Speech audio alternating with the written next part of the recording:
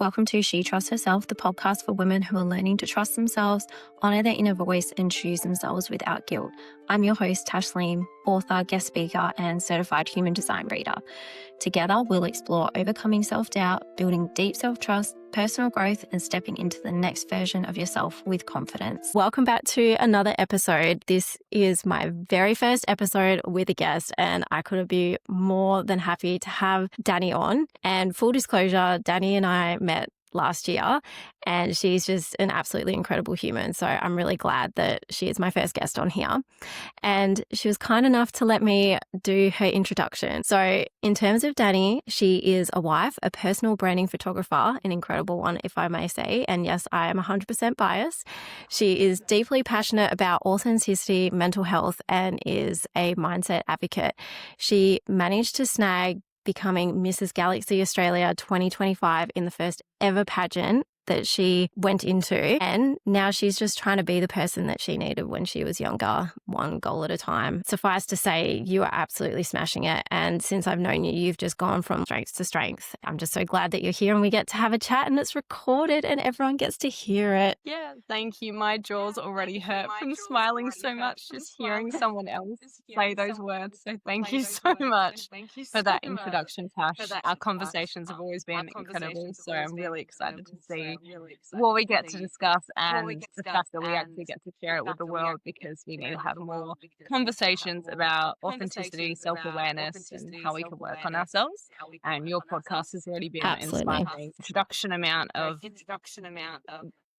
episodes that you've had. So I love the little pocket 15-minute episodes that I can listen to on my way to work and home. This will definitely be over 15 minutes. I apologize in advance. Yes. But, I love it. So excited. It's great to be here and be able to share this, because we followed each other's journeys the whole time. And, once upon a time, we were just strangers on the internet, and you were trying to find a cafe to put your books, and I was like, I want to buy that book.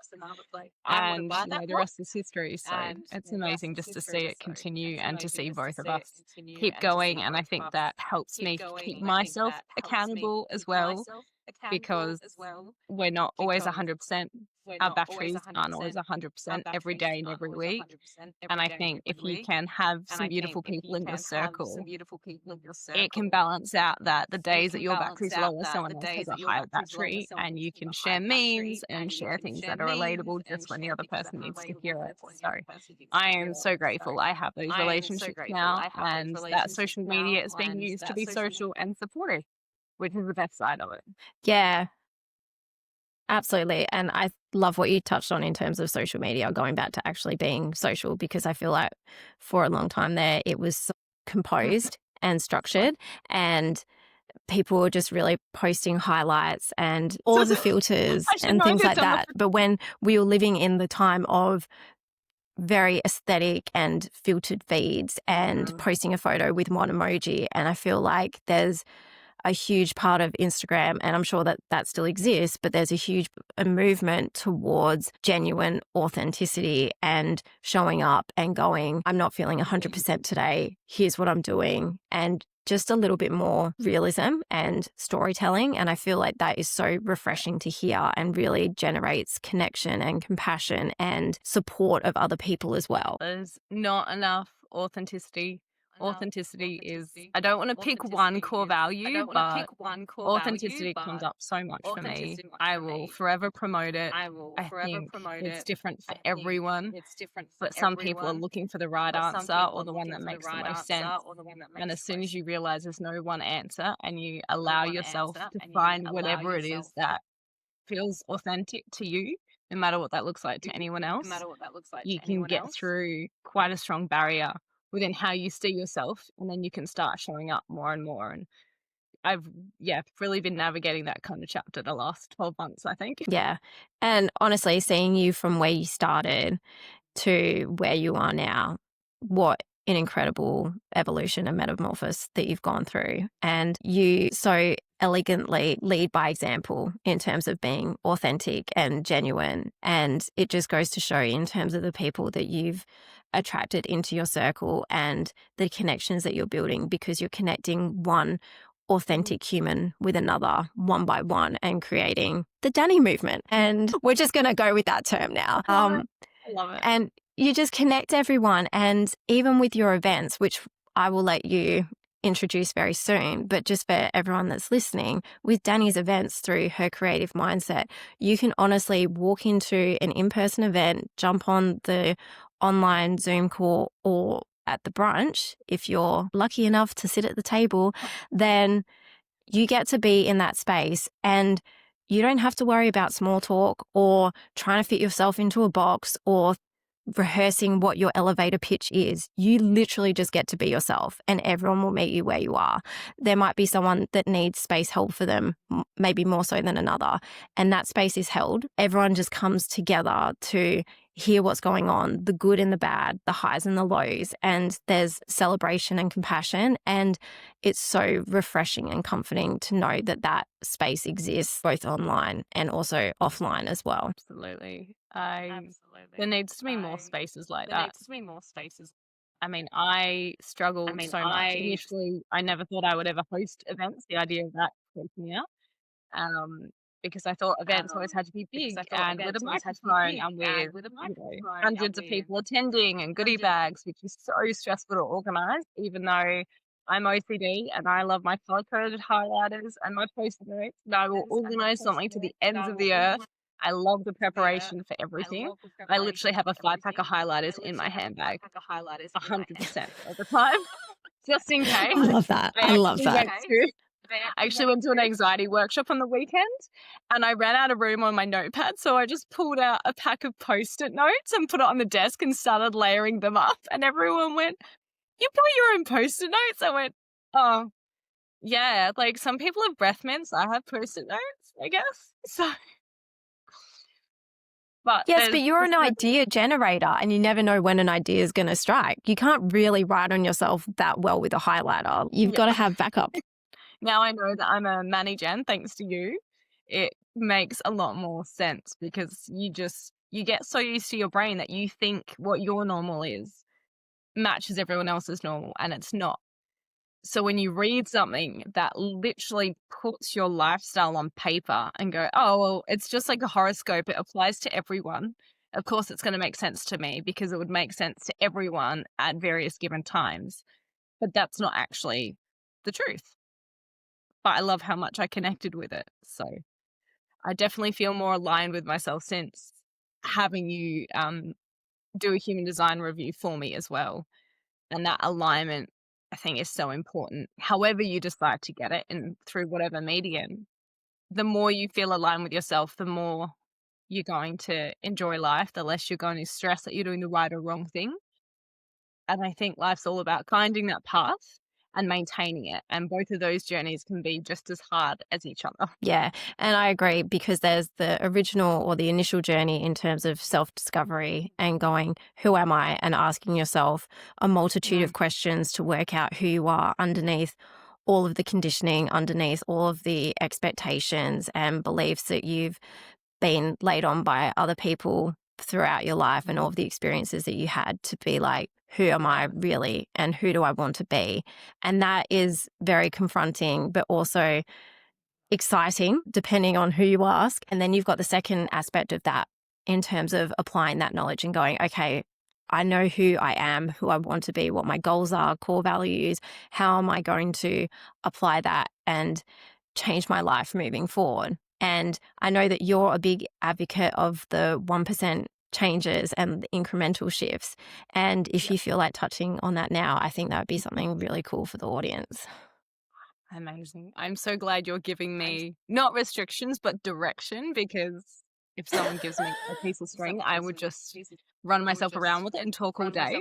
But the 1% rule, different people call it different things. And I know there's already things that exist in the world. So I'm hesitant to be like, this one's mine. I would love to take it. But I think so much of what we take and what we're inspired by are things that are already existing, which is kind of like the art of life and being a creative as well. You see something and it inspires you. But with my experience of anxiety and depression, I've had so many times that I've tried to connect the dots. And I go, I can't quite get to step one. I can't quite just feel better. I don't just want to book an appointment. I can't just go out on a stage and compete with something without having done any prep. But it's so hard to find out what's in between step 0 and step 1, because step 1 is usually the hardest part. So you need to find the micro steps, the 0.5, the 0.1. And one of my favorite things that I've implemented in my life is when I'm having a day when I don't want to get out of bed, I'm feeling depressed, I'm not feeling motivated, I'm not feeling myself. And movement is definitely a great way to shift how you're feeling. It helps with depression, it helps with your hormone balance. But my 1% task that I do, that I have as my little loophole, if I don't feel I can do anything in the world, put on a load of washing. You don't have to, that's my favorite, like 0.1. Before you even get to 0.5 or 1, I'm like, just put the washing on. You don't even have to hang it up. Just separate the lights and darks and press play. And up until about 3 years ago, I didn't even separate my lights and darks. So that's how much I've grown up since graduating my 20s. I love that, because I just chuck everything in together. I used to, until I've started having beautiful shirts like this green satin and some delicate fabrics, which unfortunately for me means a little bit more effort. And as someone who's got 20 years experience of dancing and performing, I do own a steamer, which is great. And you'll never, ever see me with an iron unless my life depends on it, because I'm a proud millennial that stopped using irons. Yes, I used them a lot when I was younger. Hated them. But yeah, just put the washing on. Just put the washing on and press play. And I find that kind of task is not daunting enough that I'm going to avoid it, but it's enough that it gets me up, out of bed, off my butt. By the time I get to the laundry and I've separated the washing, I might have seen something else on the way. And it's not about fixing where you're at. It's not about being good or bad or flipping a switch. It's about getting that 0.1% that'll get you to the next little 1% or 0.1%. And it's about just getting your head out of the mud, because once you get past that first barrier, you know, it sounds cliche when they say, you know, the hardest step is often the first step. And that kind of quote used to frustrate me, because I went, oh, that's so lame. What does that even mean? Quotes aren't even tangible. You know, all these inspirational quotes that I love, I equally have a same amount that I actually really dislike, because I get so frustrated at the lack of productivity and tangibleness to it, because there's not a word to describe it. But there was just not enough there. And now I realize, I go, yeah, no, the first step is the hardest, because you have to decide the thing. You have to get over the doubt. You have to get over the fear, regardless of how big or small task that is. And we live in a world where everything's black or white, yes or no, all in or all out. And we're human. We have emotions. We have ranges. None of us are black and white. We're all, you know, shades of gray. And there is not enough that reminds us of that. If you want to start a project, you have to go all in. You have to do all the promo photos. You have to create an Instagram and a website. And if you're only halfway there, you're not doing it properly. So why even bother? Fear. There's a quote about fear and doubt that is probably the best way to summarize what I'm trying to say. I think I know the one you're talking about, but it's evading my mind as well. It's on the tip of my tongue. I'm pretty sure I saw it somewhere. It's because we've read too many quotes. We've got too many in our brains. Yeah, it's like doubt kills. Is it the baseball one? Because the one that I'm thinking of is never let the fear of striking out keep you from playing the game. That's the one that's coming to mind for me. Yeah, same, but different. Doubt kills more dreams than fear ever will. I think that's yeah. I was like, doubt, fear, correlation. That sounds like the one. Yeah. I've read too many books. They're swirling around in my head. And also too many quotes too. Yeah. I've got some written down in front of me that didn't help at all. It's not written down there. Doubt kills more dreams than fear ever will. I'll stick with that. Yeah. I was quoting some things last week as well. But that's the same thing. Like, never let the fear of striking out stop you from playing the game. Same diff. There was one we were talking about a little while ago, and that was if you only had to fail 30 or 31 times before you achieved your goal, how quickly would you fail? And that is such a good, quick mindset shift to put everything into perspective and be like, well, of course I'm going to fail 30 times if the 31st go means I'm going to get what I want. And it kind of puts your ego aside and goes, I'm probably going to suck for a little bit, but if I never try, I'm always going to be sucky at it. Like, you've got to start You've got to somewhere. go through the sucky stage, and I think it's so easy to see people that are really good at what they do when they started when they were younger as well, which is really challenging because I started dancing from a very young age. So I could go out at 18, 20, 25, and I could go dancing. And I still remember going out dancing to a new social night when I was 18, and I knew I was a good dancer. And I was never the most confident person in the room, but I went, I can dance. So I can go into a room and feel good about myself. And by the end of the night, I barely sat down. Everyone had asked me for a dance. And they were like, oh my God, where are you? Like, where have you been? Like, have you ever been here before? I went, no. They're like, come back next week. And then there would be people that were, older than me, or like 25, 30, 40, learning how to dance, looking at me going, oh, like, I'll never be that good. I'm like, no, but I've done this for 20 years. Yes, okay, I started when I was like 5. I think it's really hard starting things as an adult. And I think it's really intimidating. And I don't think it's celebrated enough. I 100% agree with you, because watching my baby boy and he's trying all of the things that he's currently learned, it's humbled me because I've gone, I actually had to learn all of that when I was a baby. And that goes for all of us when we were babies. We didn't come out knowing how to eat, how to sit, stand, roll over, cry out, speak, and do all the things. Those are all learned skills. And you watch babies and they're so resilient. They fall down and they're like, I don't care.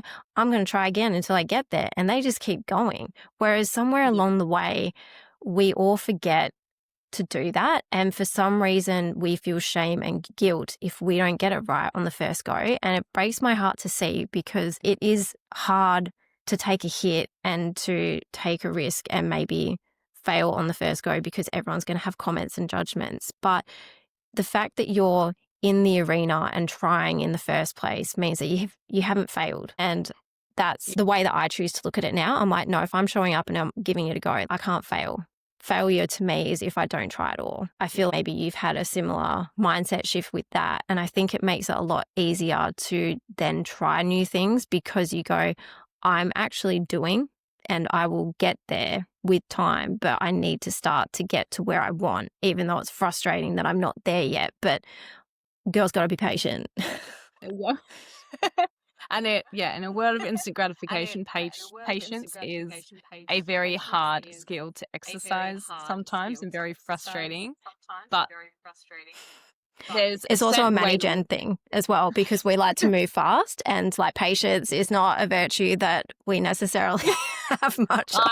I'm terrible. I think one of my biggest weaknesses is that I can't stand slow talkers. I always have everyone's I can't stand slow walkers.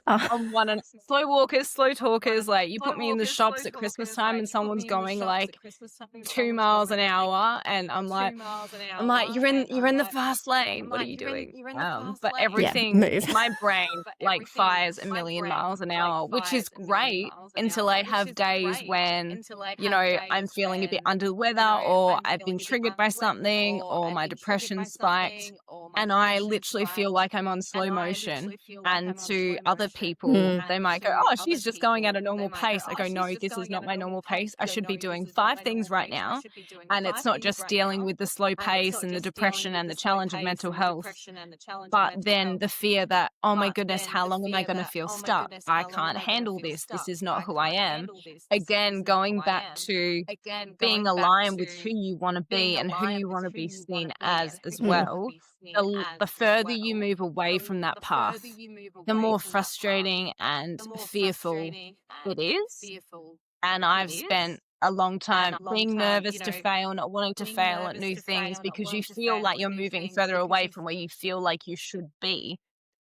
But if you're already doing something that you want to do, even if you're not the best at it, you realize you're actually quite close to the path. It's just that so much of society has taught us that failure is a bad thing when I believe that it's a good thing.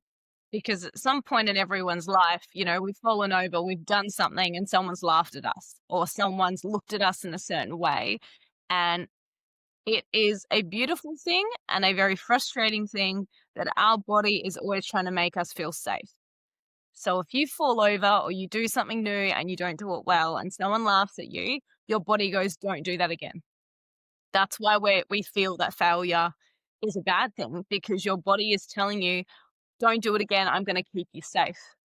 But if you do it again and you do well, your body's going to go, oh, yeah. It's just so crazy that as soon as I started realizing that, it changed so much for me, because it just opens up so many avenues and you realize that you've been limiting yourself so much and you haven't been allowing yourself the grace to actually explore. And I feel like there's about 5 different quotes that came to mind in saying all that. But I know when you first mentioned failure, there is a note that I wrote down the other day, and I'm temporarily forgetting the actress of who it belonged to. But there's an actress, and she was told by her grandmother or someone she knew that on average, most actresses will fail with their auditions and they won't get a gig or won't land a job until their 64th audition on average. So she set a goal and went, okay, well, I'm not going to get upset or annoyed at myself or feel like I failed until I've gone to 64 auditions and I still haven't landed something. And she landed something at, I think, her 34th audition. And so many people said, you've tried for years, you applied for over 30 auditions. How did you not get tired? And it's because she managed her expectations. Like you said, if we knew that we would succeed after we failed 30 times, it's because you've got the answer at the end of a book. You can read your favorite fairy tale and you can get through the hardest bits of a story because you know it ends well. But if you were to read a book and it was part of a 5-set series and they'd only written the first book and you read it and something bad happened, would you be able to read it and feel calm because you assume that it's going to end well? Or would you be anxious because you don't know how it's going to end? You don't know how to respond and your body's trying to keep you safe. Yeah, so it's wild. And I think as well, like with our comfort zones, they're designed to keep us safe. But on the other hand, our brains crave novelty and newness. And we have to constantly test the parameter to see how much we're willing to venture out of our comfort zone and how much we can expand it. And sometimes it is those 1% shifts, that one step at a time to just slowly expand it. And then you look back and you go, wow, like I started and I was just a little polka dot, but look at me now, I take up a whole oval. And it's just those steps over time. And when you can do it gradually, it's amazing. That's how you climb the mountain.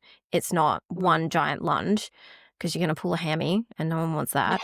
But it's those steps at a time and you've got to climb it that way. There's no shortcut as much as we want there to be or a quick fix. And I think that's where the instant gratification plays a part because we go, oh, surely there's a quicker way that we can get somewhere. But if we try and get somewhere the fastest way every time, we're going to miss out on the scenery. We're going to miss out on the lessons. We're going to miss out on all of the experiences. The juiciness of it is the growth part. It's not necessarily the attainment of the goal. It's who you become in that process. And I think that's going to lead us very beautifully into you being able to share about becoming Mrs. Galaxy 2025 and knowing you before that was a goal that you set for yourself this year versus seeing how driven and determined you were just before you flew to Sydney for it. I remember writing in a card for you and I just looked at you and I was like, you're 100% going to win. Like you're going to come back with the crown. And I know I was not the only person in your corner that thought that at all. Everyone just saw that you were going to get it. Like you had 110% embodied Mrs. Galaxy Australia. And the fact that you came back and you did it and it was your first pageant is just so incredible. And I'd just love for you to share with the listeners why you decided to enter, what it meant to you to become her, and the steps that you took to embody her as well. Because it's easy to look and go, oh, she's so vibrant and confident, but that has taken such an immense amount of growth and introspection from you. And I want to remind everyone of that. What you see now, it's taken Danni time to get there, and she's had to do the work that no one sees, the invisible work, to get to where she is now. And it's so beautiful to see her in this space. But she didn't just wake up one morning like this. Like, she's done the work. She's put in the time to become who she knew she could be. Yeah. It's honestly been the biggest journey. And I feel I'm just going to put this on while I talk about the whole experience. I feel it's good. Yes, please do, Queen. Like, there's not enough room for it. I've always been someone who second guessed myself. I've always felt like I wasn't good enough. I grew up challenging myself and waiting to do enough to see life give me a green tick, for someone to tell me that I did it. I've done enough. I work hard. I'm going to succeed in life. And I've always had creative endeavors, but I never wanted to put myself out there. I never wanted to put myself on a stage. I learned that I'm not an extrovert, and extroverts are great on stage. I'm one of the introverts that are happy behind the scenes, sitting with my hobbies, my sewing, my knitting, all my little things that keep me happy and have taught me some great skills of patience and resilience over the years. Also were limiting me because I thought I'm introverted, I'm quiet. I'm not built for so many things that I see other people experience, because that's just not what happens to people like me. I was teased a lot in primary school. I didn't have a lot of friends, and I was quite happy being on my own, but I realized I missed out on so many opportunities purely because I didn't want to chase any, because I didn't want to be ungrateful for my life. And I thought, who am I to try and demand more from this life? And that was such a ongoing mindset for so long. I just wanted to be grateful. I just wanted to make everyone happy. And I didn't want to be selfish. And all of that changed when I woke up one day and realized I didn't want to live the rest of my life like that. And although it was really hard to feel selfish and to take control of my life, I think it's such an empowering experience to know that you can literally put yourself in the driver's seat of your life. And you can choose whatever gear you want. No one else is taking that from you.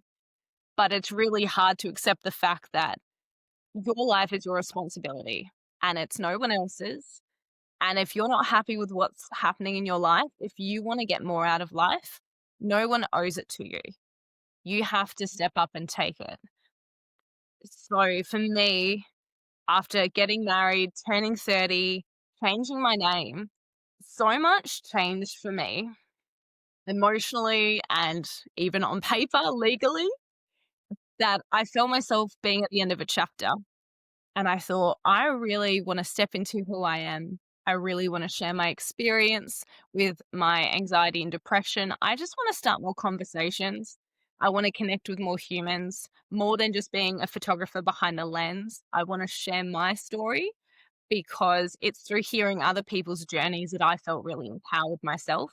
And at the end of the day, we're all human. So human connection is what we crave. And if we're missing that, we might be too busy to realize it. But as soon as you do, it makes so much sense. What didn't make sense to me at the time was the idea of entering a pageant, because for 5 years I would capture people in front of my camera, pageant queens. I would happily support them and go, again, you're pretty, you're extroverted. That's your territory. That's not mine. I can't do that. Those were all limiting beliefs I put on myself. But again, it's your body making you feel safe. What if I do this and I fail? What does that mean? I'm quite happy in my life. I don't want to change anything. And I thought, you know what? I'm sick of it. I still have this little echo of who I used to be. And you know what? I just want a permission slip to go, nah, I'm not listening to that. I want to prove to myself once and for all that that does not exist. So I have to do something so crazy, so insane, so different, and so challenging that I never doubt myself again. And I entered the Australia Galaxy pageant system because that's the system I've met so many women through, but it's also the only pageant system that supports volunteer and community work. I've done, I think, over 70 hours of community service, which compared to other women that I know that have done over 900, for example, Candice has done amazing amounts of community service. I just want to point that out. So my 70 hours is nothing on that, but it's still valuable. I just want to call you out on that because 70 hours is a phenomenal feat. No, I'm going to, and I'm not even going to be like, I'm doing it with love. I'm doing it because I'm calling you out. This is my tough love moment for you because you have done 70 plus hours since you joined the pageant as well. So since you've entered the competition, and you have such a busy schedule. You are not a lady of leisure in the slightest. You are a lady of passion and doing things and of creativity.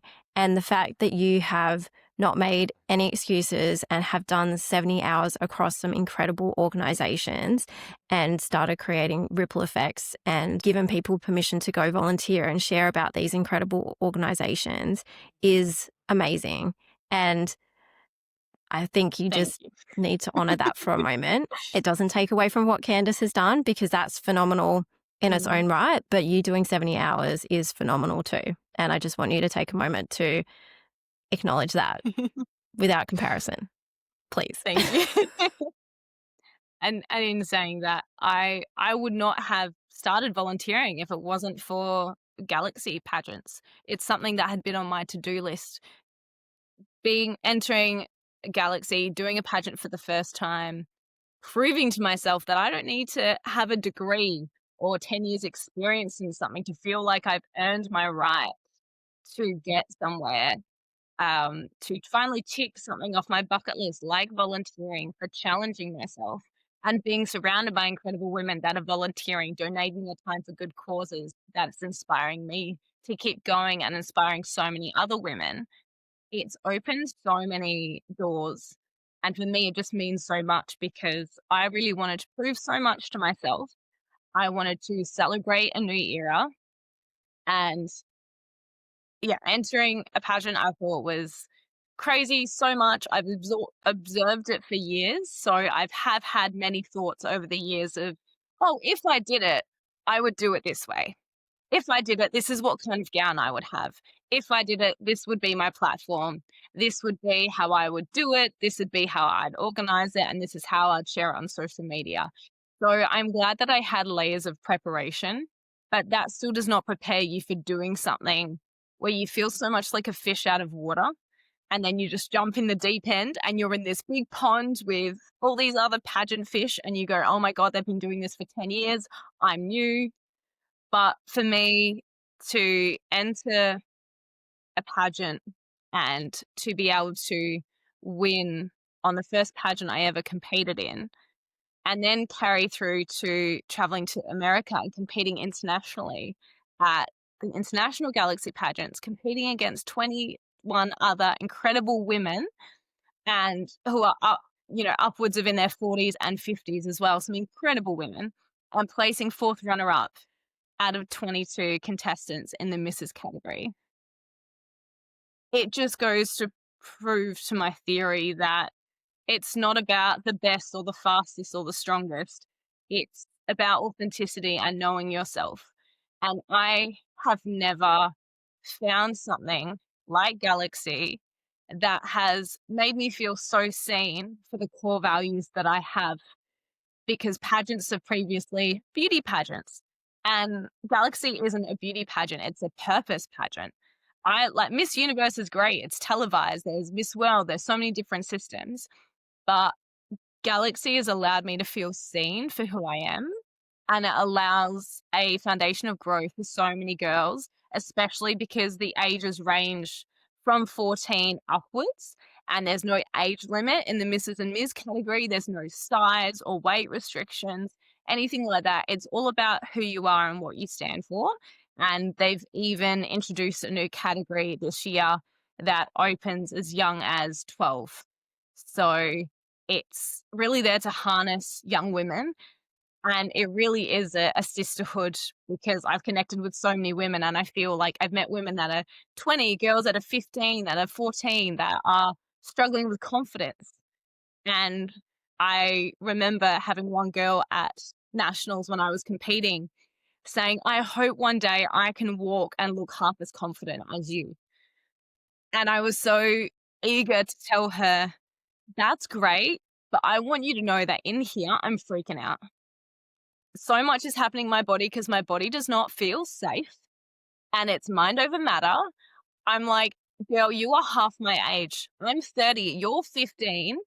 I love that you're looking up to me and I can inspire you to have confidence, but I want you to know that for my personal experience, it's a learned skill. I've been dancing most of my life. I did not enjoy performing until about 5 years ago. I used to black out, freak out, not enjoy it, anything like that.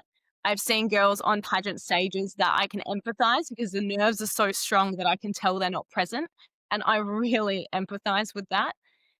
And I'm so proud that I actually got to stand on a stage and be present, because that's something I learned how to do. It was a very hard lesson to learn how to do. But there were so many things I did in the process of becoming Mrs. Galaxy Australia that proved to myself that I was doing the right thing all along. And it's filled me with so much confidence. It's kicked out to the curb. It's connected me with so many people. And it's just about living the life that you want to live. So to have that environment for so many women from such a young age as well, it's just so incredible. And it's really a world of its own. So I just feel so proud to be seen for who I am and the achievements that I've been working towards for what feels like such a long time. And I've been able to take so many people on the journey with me. It's allowed me to connect with my parents. My mom came to America with me. My parents even waited back when I came back from Sydney. They had a beautiful, cute sign and congratulations, Mrs. Galaxy Australia. You know, I've never had such a short amount of time when my parents have told me and people have told my parents how proud they are of me. And I think it's such a beautiful thing. It's done so many beautiful things for my relationships, for my parents, my husband, to do something so incredible. But it really just, whether it's a pageant, whether it's a career, whether it's a project, you just have to find a way to teach yourself and build confidence that you really can just sit in the driver's seat of your life. You can decide what you want, however that is. I mean, I was able to do that through photography, empowering others for a long time, and I still do. But for me, a pageant was a really good way to do that, specifically through Galaxy, because I have stage experience. I am a makeup artist. I love sewing different outfits. I'm not massive on sequins and sparkle, although things in my wardrobe will beg to argue with that statement. I do like a minimalist Audrey Hepburn kind of approach to things. But you know, I thought, well, this is a way that I can get on stage. I can use some skills that I've had. I can learn some new ones. And the hardest skill is still interview, ironically enough, talking about that now. Knowing your core values, knowing what you stand for, being able to sit in a room full of women and they will ask you things like, oh, we really want you to have a platform. You can connect to so many women. What are you going to say? What difference do you want to make in the world? And what do you stand for? And if you don't know that, that is the underlying foundation, not just for a pageant and to hold yourself and know why you're there, but it's just in life. There are so many crossovers between pageantry and life that you can unravel and you can critique pageantry like it's, you know, something to put under a microscope. But at the end of the day, for me, it's just another way of living life and how to focus your brain on what you want to do. I could have decided, you can decide to do anything you want. But for me, this was already a connection that I had. There were so many similarities. But it is honestly, I heard this before I did it and heard it change people's lives. And it sounds so cliche. It's not necessarily pageantry that changes your life, but when you can take power over the decisions you make and how aligned you are with your purpose and you understand your core values, that's what changes your life. And I was able to remind myself of that and highlight it in such a iconic and incredible way through Australia Galaxy Pageant. And for that, I am incredibly grateful. That's so beautiful. And I think as well with pageantry, it's holding a mirror up to all of the contestants and being like, who do you see? Like, who are you really? We will hold space for you, but you need to share that with us. And I think for some people that would be incredibly confronting and daunting, and they would probably just drop the mirror, which is understandable because it is really hard to look at yourself and ask yourself those questions, because it's so much easier to deflect and be like, I don't know, or to blame everyone else for the situations that you're in. And yes, they may have contributed to your life experiences, but you don't have to live your whole life with that mindset. You can make a difference. You can bump whoever's driving the car out of that seat and you can take charge. And like you said, you can drive it at whatever speed that you want. And that's up to you as well. Like you may need to slow down depending on what the terrain is. And there might be times where you can go 200 miles an hour. It's up to you where you steer it. And if you come off course, you can course correct. I'm just so appreciative that you shared your full circle moment in terms of how you came to be in pageantry and what it's done for you. Something that is worth highlighting as well is by you giving yourself the permission slip to try and to become the version of you that you could see, you're also giving that permission to others as well, because they're looking up at you and going, oh, well, if Danni can do it, then I can too. And there are so many times when we compare ourselves to others or think this thing isn't for me, I'm not the right fit. And sometimes it's doubt, and sometimes we just don't think we're worthy of it. And when you see other people and hear their stories of how they came to be and what they've accomplished with it, then bit by bit we can start to go, well, there's my social proof that I can feel different or maybe feel like I don't necessarily belong there, but I can still give it a go and push through that and achieve what I want. With Mrs. Galaxy as well, I know you had the idea previously for her creative mindset, and that was something that you held on to for a hot minute. And being Mrs. Galaxy and entering the pageant, that fueled your motivation and desire to birth that and bring it to life, because it was an idea that you had for so long, but you weren't sure how you wanted it to look. And now it's up and running, and it's this incredible, ever-changing community that you have built. It's built on that solid foundation of authenticity and connection and realness and vulnerability, and none of it is toxic. All of it is wholesome and genuine. It's such a beautiful community that I'm grateful to be a part of, and it's not some network marketing thing or anything like that. It's just a genuine community. I feel like I just need to disclaim that. I avoid those, it's just a genuine community. Yeah. No, you go in and because you know how so many of them are framed as like wellness ones and stuff, and like that's great, but like there's an underlying don't even open thing that can there. of worms for me, And Tash. Oh goodness, don't get me started. I know.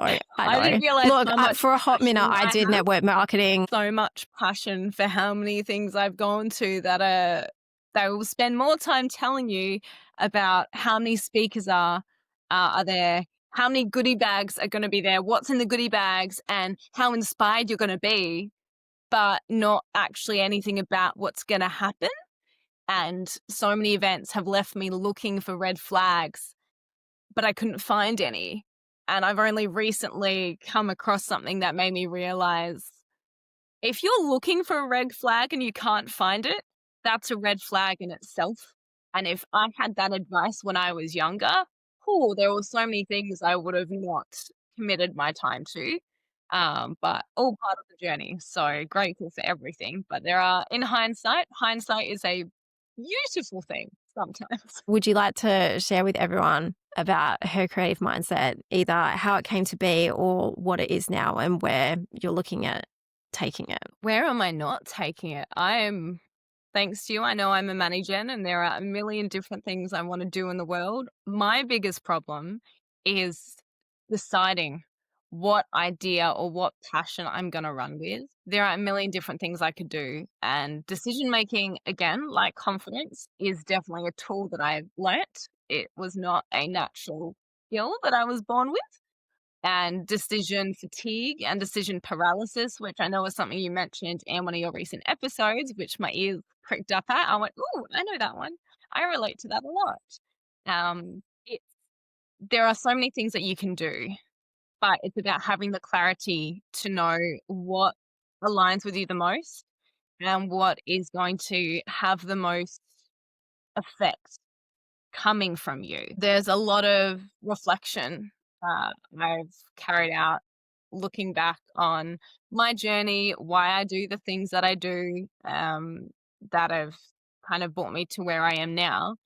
But her creative mindset basically stemmed from the idea that, hey, all through my life as a teenager, when I was struggling with depression, I had no tools. I had no psychologist. I had nothing to help me, no tips, because I didn't think I was depressed. I assumed I was a hormonal teenager and I just didn't want to be anyone's pain in the butt. So I just shut up and dealt with it, which is not how anyone should deal with mental health. Coming from my experience, I had, oh, 100%. Thank goodness. Yeah. No, it was, yeah, there's no way of knowing, so have grace on yourself for that, and I'm grateful for, the conversations that happen now that wouldn't have happened, 15 years ago as well. So I'm grateful that I've worked through so much. I'm grateful that I pushed myself through all of my bad days so I can live my best days. It was all worth it. But there were so many activities I had. Like I said, being creative. I was the nerd that brought my crochet project to school. I would crochet on my lunch break and knit, do all those wonderful things.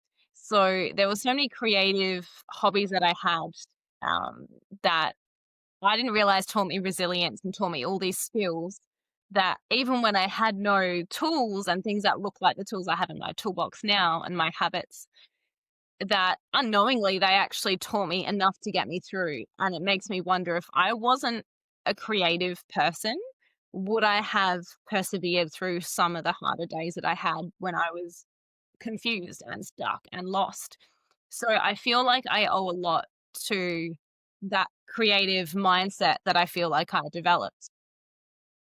And I thought, you know what? There's something in that. Like, creativity isn't a hobby. People refer to it as a hobby, but I believe it's a mindset.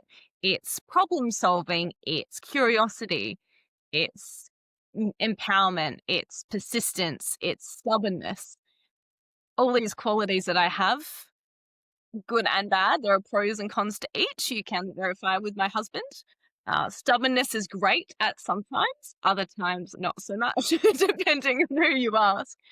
But, just the sheer grit of wanting to get something done and to do something.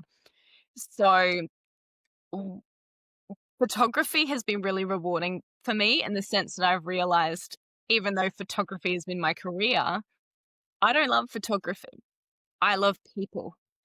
And I have worked with so many incredible people and had so many beautiful people in front of my camera, such as yourself, Tash. And they've left more of a mark on me and an impact on me, I think, than my photos have left on them. Because I've seen so many people, so many lives, so many different choices, and it's made me more grateful for the life that I have and the choices I make, because there's no right or wrong. There's just different, and everyone's different. There are no two people that have the exact same experiences. Even if, you're twins, you're going to have different experiences. So taking all of that into account, when I was reaching that chapter where I was changing my name, getting married, turning 30, deciding to enter a pageant, that was a time that I realized, right, this Post-it note has been sitting on my vision board for like 2 years. I wanted to share my story. I wanted to start workshops and start conversations. You're going to enter this pageant. It is going to be the accelerator in starting her creative mindset. It's going to turn into something and you're going to make it happen. And if I hadn't have done that, I might have found 10 million other excuses for that concept to sit on a Post-it note for another 2, 3, 4 years. But now it went from being a Post-it note to a headline in a newspaper, because I was so proud earlier this year to actually make a local newspaper headline on page 3, how a creative mindset began a worldwide quest. And I thought, if I hadn't have pushed myself to do the pageant, if I hadn't have looked for more opportunities, that might not exist. Yes, I had ideas, I had plans, I even had a logo done and everything done up before it became a proper thing. But it wasn't until, last year, 2024, I started the Instagram, and, nothing's official unless it's Instagram official these days. So I started that and started posting, moments of mindfulness and tools that I have. And the initial concept was to have workshops where I could teach knitting and sewing and journaling and the skills that I learned when I was younger and the things that helped me cope.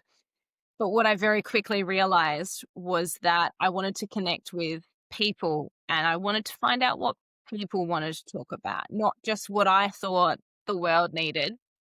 Because if I marched in going, I think you all need a bit of this, I'm going to tell you how I'll do all this, that's not going to land for everyone. And it's a very important skill to be able to deliver the information you want and listen to what people respond back to you with. Because you may say 10 things, but at the end of a conversation, someone might go, oh, I love how you mentioned that you did journaling. I could say 10 million other things and think that the journaling was the least important thing that I said. But if that's what they're listening to, that's what I've learned to look for in conversations. And that led me to creating an online Zoom set up every month, talking about her creative mindset. We would pick a theme, a quality to talk about, and discuss it and have conversations. It wasn't a guest speaker and no one else had input. It's always been about starting powerful conversations. The slogan I have for her creative mindset is join the conversation. I don't want you to sit and listen. We're not taking notes. It's not a school assignment. But it's literally gone from an idea on a Post-it note to being on a newspaper headline to being on Zoom. Videos are now being uploaded to YouTube. And although I've had one event back in March where I had yourself and a couple other beautiful ladies share their story, I have big goals to introduce an annual mindset panel event to Perth, where it's kind of like Comic-Con or Supernova, but it's about mindset. And it's about getting people in a space and wanting to put themselves first and focusing on what I believe is really important and not being afraid to put yourself first. And that's had the benefit it's had on people and connecting people is incredible. But that in turn has had effects on me, because when I've had harder days, I can't have a hard day because I have women in my DMs messaging me inspirational things every day, and I have no choice but to really feel the benefit of like all this work that I've done, all this passion. It didn't go into, thin air and disappear. I invested my time into people and connecting and creating events and connecting with the right people, that we're now all taking care of each other. And every month we have a beautiful VIP brunch, which was just meant to be a one-off thing where I went, hey guys, just tell me I'm not insane. Here's my ideas. And then everyone went, oh, when are you doing the next one? I went, there is no next one, guys. This was just a one-off. No, when's the next one? So we've literally done them every month for 3 or 4 months now. Yeah. No, it's been a really good it's been a really good platform. It's getting bigger and better and more exciting. But to know that I have Voices of HCM panels coming together and the website is happening, everything's happening, it's definitely bringing a new version of mindset to the world and in the most beautiful way possible. That's such a beautiful description of HCM, as I affectionately refer to it. I just love that you have built such an incredible community in such a short period of time. And again, I think that's just a testament to your authenticity, because you've been a magnet for other people that have been craving that connection. Having been to all three, the in-person, the brunches, and been on the Zoom calls, the feeling is the same. And it's absolutely incredible that you bring that energy and that connection there, and everyone can just step straight into that space. And it's so refreshing to know that that exists. We all have hard days, and on the harder days, that's where I think we need self-love and self-compassion. And on the days where you may forget that, or it may be harder to give yourself that space to feel into that, having people in your corner that are there to remind you of that. And especially when it's spontaneous and you just open your messages, and then there's just a beautiful message of support, just holding up a mirror to be like, I see you, like, you're this beautiful human. And it's usually on the days when you need it most too. And I think that's what's so beautiful about that spontaneity. It's like someone in the community knows that you need it, and so they just message, and it's so lovely.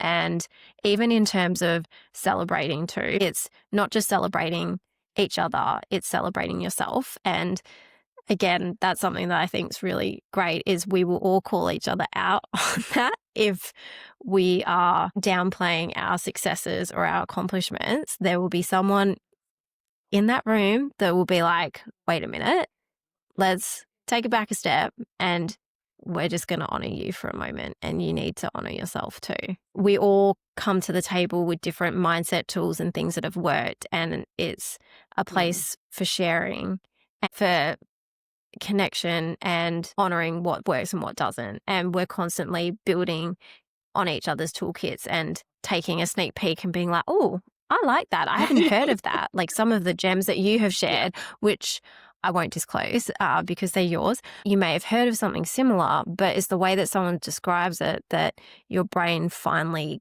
gets it and it resonates with you, and you go, oh yes, that makes so much sense. And then you start implementing it. And I think that's one of the beautiful things about HCM, is all of that bundled up. It makes me so proud to hear you say HCM and talk about it. I feel like as soon as something's an acronym, I'm like, oh, did I make it? Am I getting somewhere? Like, what's happening? I'm like, oh, we have to shorten this. But it's honestly, we just need to get rid of the noise and connect. Like, HCM is literally community over competition. Not competition because we're all in the same field, but everyone's striving to be the best version of who they are. And I can't think of any place better than walking into that room, sitting down, and within 30 seconds, no one's going, how was your weekend? Oh my God. I will literally put my bag down and go, oh my God, guys, like my anxiety was so present last week. It was in the driver's seat. I'm really grateful I'm here. I'll be honest, I'm not feeling 100%, but I'm so glad I'm here because I know I'm going to walk out feeling so much better, knowing that there's no social expectation, there's no standards, there's nothing we have to say or do. It's all about, hey guys, do you want to chat? Do you want to celebrate? Do you want to vent? What do you want to do? And there is no small talk, because small talk sucks. I don't like small talk. I like a lot of talk. Anyone who knows me will definitely vouch for something along those lines. It's just being real. Like, even though we've come a long way, not everything on social media is perfect like it used to be, in the sense that when Instagram first came out, everyone was polished, everyone was topped up makeup, everyone looked perfect. Then we went through a phase where people wanted something different and they wanted refreshing. And now we've kind of found a medium where there's some sort of polished authenticity, where it's planned, it's intentional. It talks about authenticity, but it doesn't quite feel as authentic as it says it is. And it's really hard to distinguish.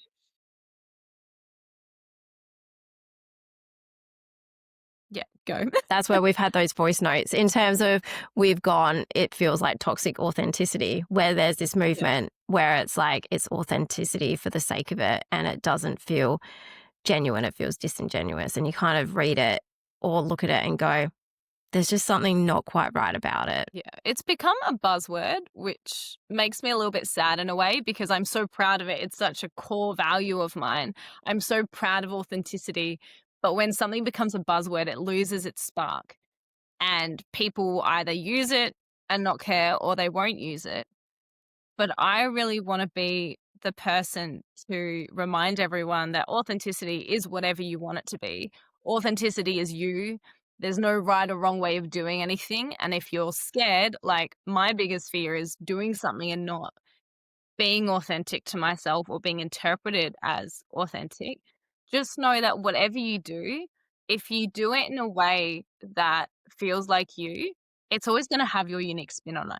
You will never have to try and be authentic. Ironically enough, authenticity is what it feels. Authenticity is when it feels like you're not trying. And we feel like we need to keep trying and doing the things. But when I've been most authentic and when I've had the feedback that I've been really authentic, it's when I wasn't thinking and I wasn't planning. And I go, but I didn't mean to say that. That was just me talking whatever came out of my head. And that's exactly it.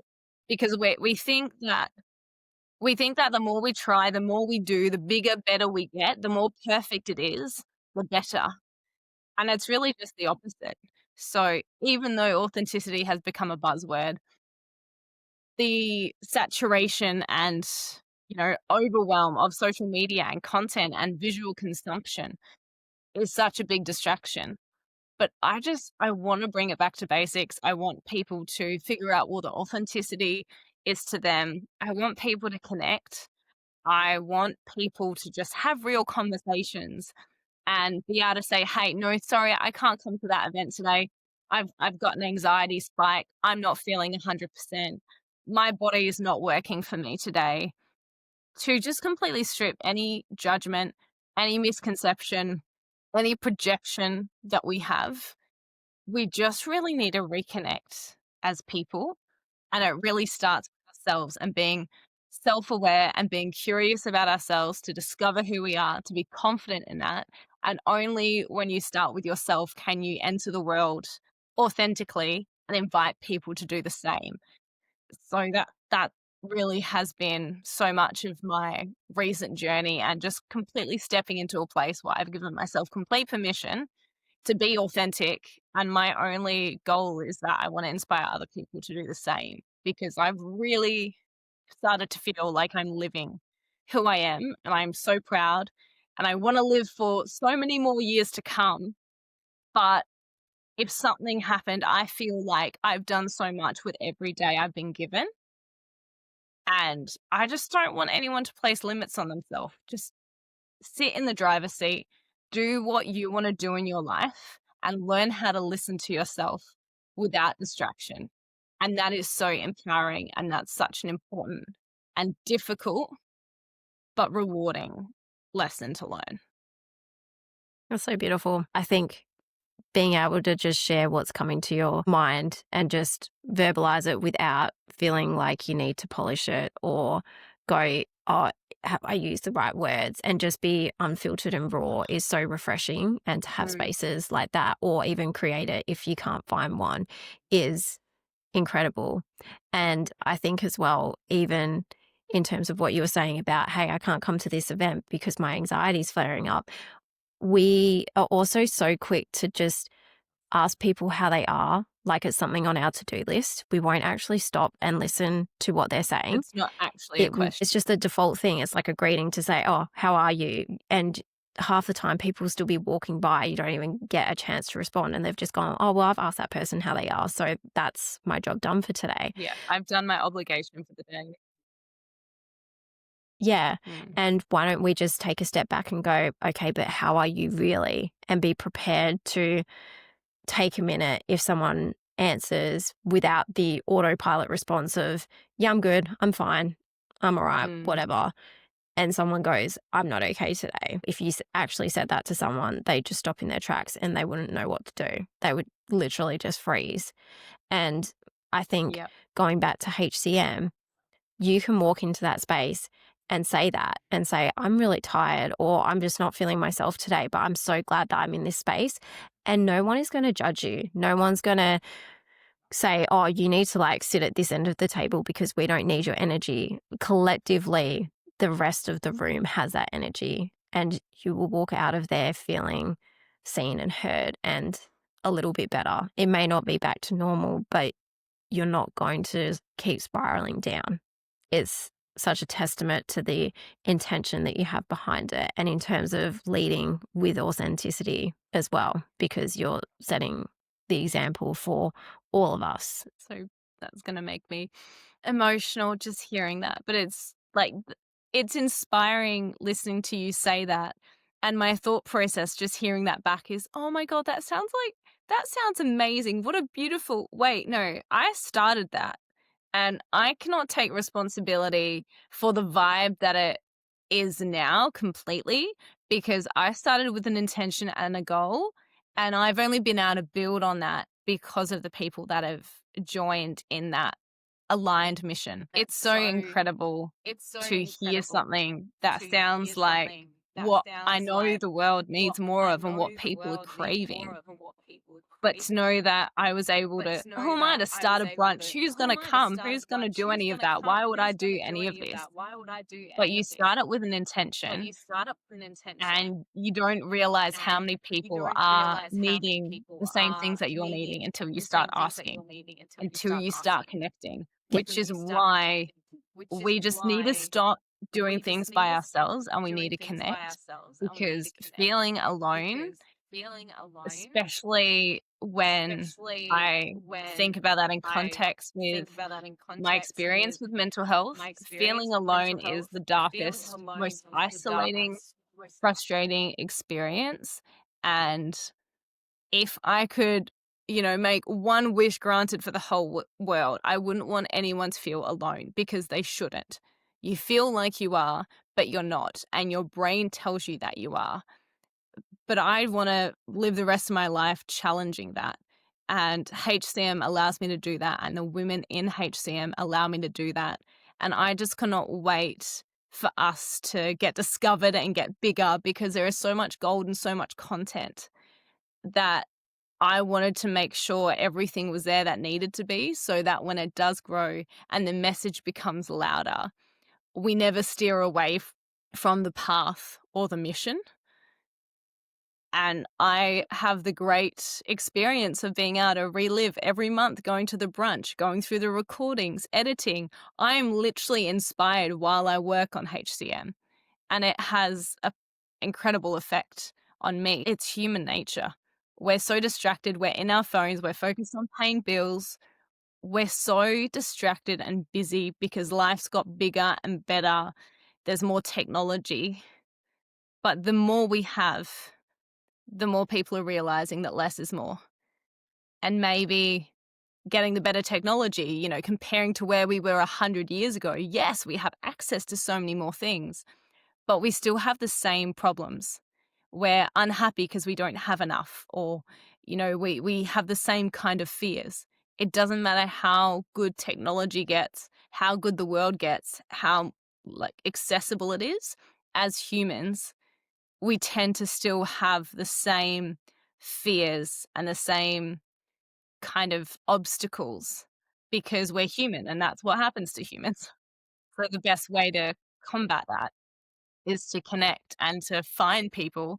And I feel like I've spent my whole life trying to find my people, and I finally found my people by creating her creative mindset, instead of looking in all these other places where I couldn't find people. So they do say that if you can't find what you're looking for, it means it's because you're meant to start something. And I hope that's true, because that's what I've done, and so far so good. You've done something incredible. And I think as well, going back to being a manager and in terms of the ideas, you have that vision there to bring things to life. And there'll be times where people have an idea in their mind, but they're not sure how to bring it to fruition. And that's where you can see that full picture and have Yes, please. the ideas in terms of how to actually create it and bring it to life. And with HCM, it's so intentional. And I think you create a place where people can stop doing and just be. It's such a beautiful thing where you can literally just leave all of the expectations and everything else that you've got going on in your life at the door and just be for however long. And I think that's why everyone leaves collectively feeling so much lighter because of the space that's been created. A movement has to start somewhere. And I have no doubt in my mind that it's going to just keep growing and growing because it's contagious in the best kind of way. I'm so grateful that you have gone through everything that you've gone through and you haven't let it make you bitter. It's made you compassionate in who you are. And the fact that you can hold space and empathize with people that are going on their own journeys is a testament to you and all of the growth that you have done and all the things that you have and are yet to still achieve is just phenomenal. And to just be present and to witness you in your growth and your evolution and see what you're achieving is such an honor. Thank you. That is incredibly beautiful and honest, and coming from someone who's seen me probably do so much in the last 18 months and I think I ever have done is a beautiful compliment.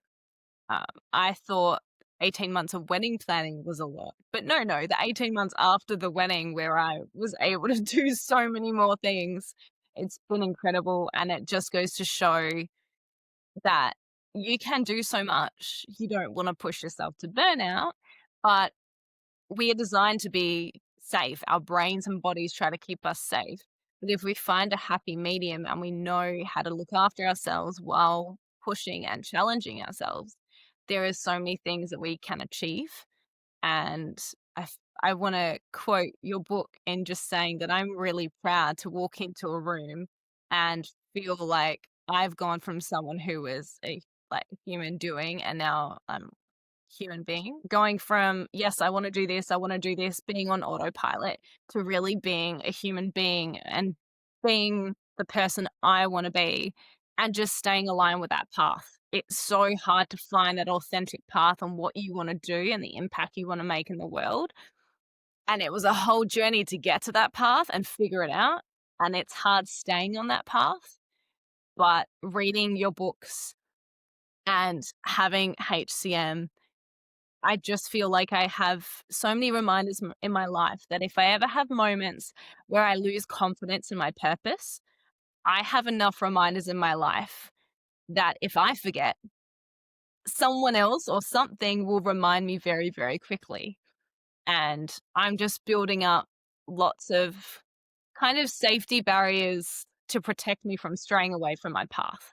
Now I've found it. I've got all these things. I've got HCM, I've got good company, I've got books, I've got help, I've got good inspiration. And that's all protecting me. So it's harder for me to veer off path. And it works. And it's hard. It's discipline. There are so many different things that you have to say. Consistency is so challenging.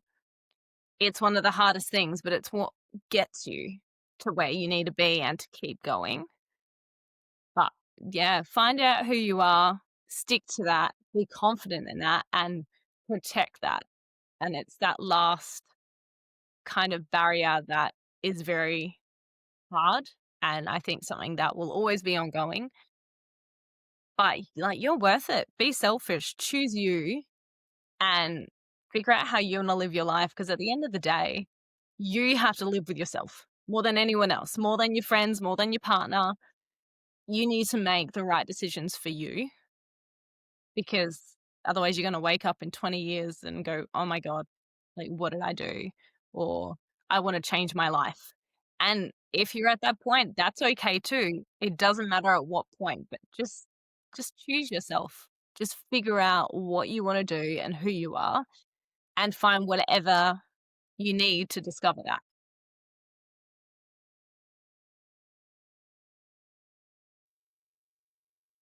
Incredible. Well, I don't think there's anything that I can say to top that. And I really just want to leave that as the lasting golden nugget out of so many from this episode. Thank you so much for jumping on and chatting with me once we worked through our tech issues. And again, that was a perfect example of we literally could have just thrown in the towel and gone, oh, we'll just do it another time. But we persevered. There were a few choice words, but we got there in the end. So persistence is key. Thank you so much for sharing your journey. For everyone that is interested in following Danni, because she is incredibly magnetic and you should keep an eye on what she's doing. I will link all of her social media handles for Instagram in the show notes so you can go and check her out. There's not too many. You just have multiple passions and it's great. There's so many different ways that people can be in your circle. I love it. No, thank you so much.